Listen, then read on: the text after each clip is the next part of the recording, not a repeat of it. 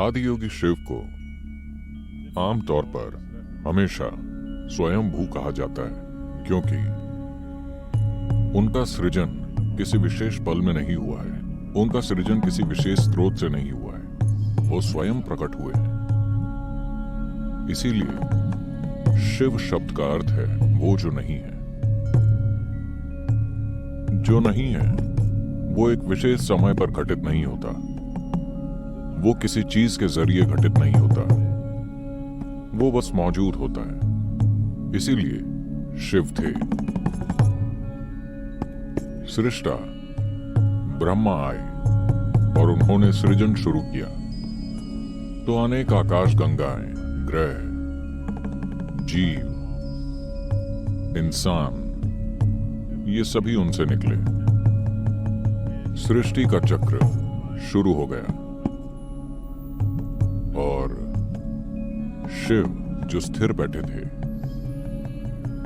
ने अपनी आंखें खोली और सृष्टि को देखने लगे। जब उन्होंने सृष्टि को ध्यान से देखा तो उन्होंने देखा कि लोग अलग अलग स्तरों पर तमाम तरह के संघर्षों, पीड़ा, दुख, कष्ट से गुजर रहे हैं। यहां वहां थोड़ा बहुत सुख और खुशी थी।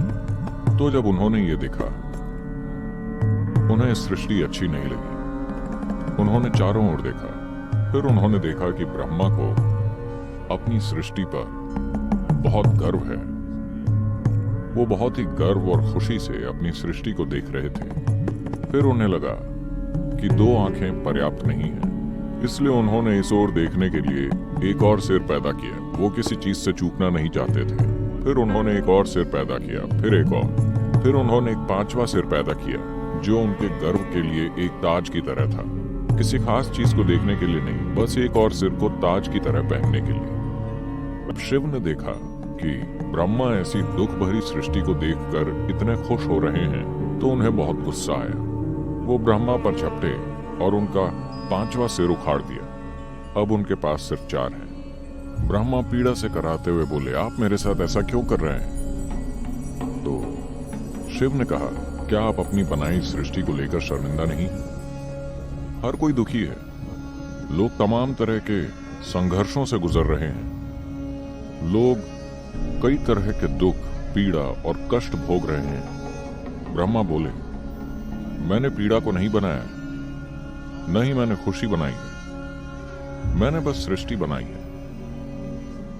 ये उनके ऊपर है कि वो इससे कैसे गुजरते हैं, ये उनके मन में है। फिर शिव ने कहा, मन को किसने बनाया? वो भी आपने बनाया। ब्रह्मा बोले, मन का अपना कोई गुण नहीं है, वो सिर्फ मौजूद है। लोग उसे खुशी में बदल सकते हैं या दुख में, लोग उसे कष्ट में बदल सकते हैं या परमानंद में, ये उनके ऊपर है। फिर शिव बैठकर बहुत ध्यान से सृष्टि को देखने लगे। उन्होंने हर जीव को ध्यानपूर्वक देखा और फिर अपने मन को जानना चाहा। इसलिए उन्होंने अपनी आंखें बंद कर ली और अपनी ही सृष्टि, अपने मन की प्रकृति को देखने लगे।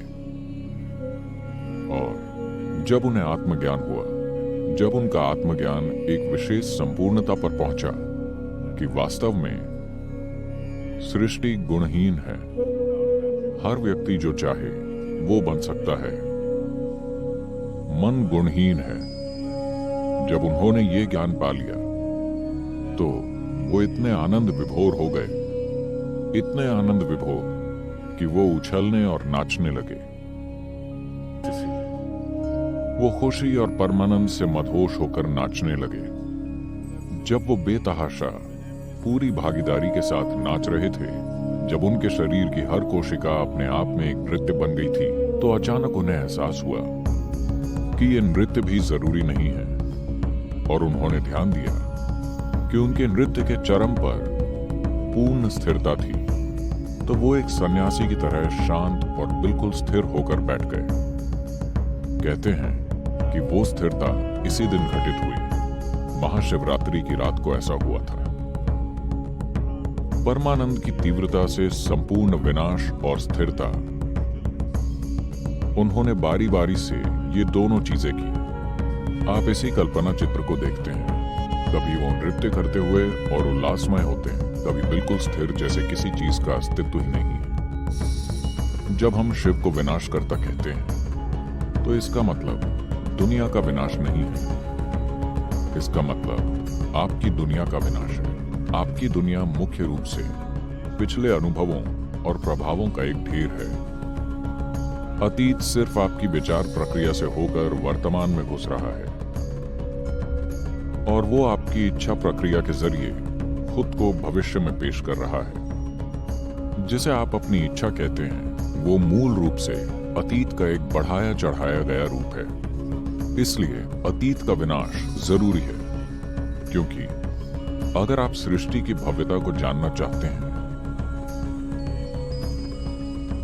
तो वो सिर्फ वर्तमान में मौजूद पल से ही संभव है, जो अभी यहां है। एकमात्र रास्ता यही है। पूर्ण स्थिरता में अतीत का अस्तित्व नहीं होता। पूर्ण गति में भी अतीत का अस्तित्व नहीं होता। ये दो मूल मार्ग हैं जिन्हें शिव ने खोजा, ताकि आप सृष्टि और सृष्टि के स्रोत तक पहुंच सकें।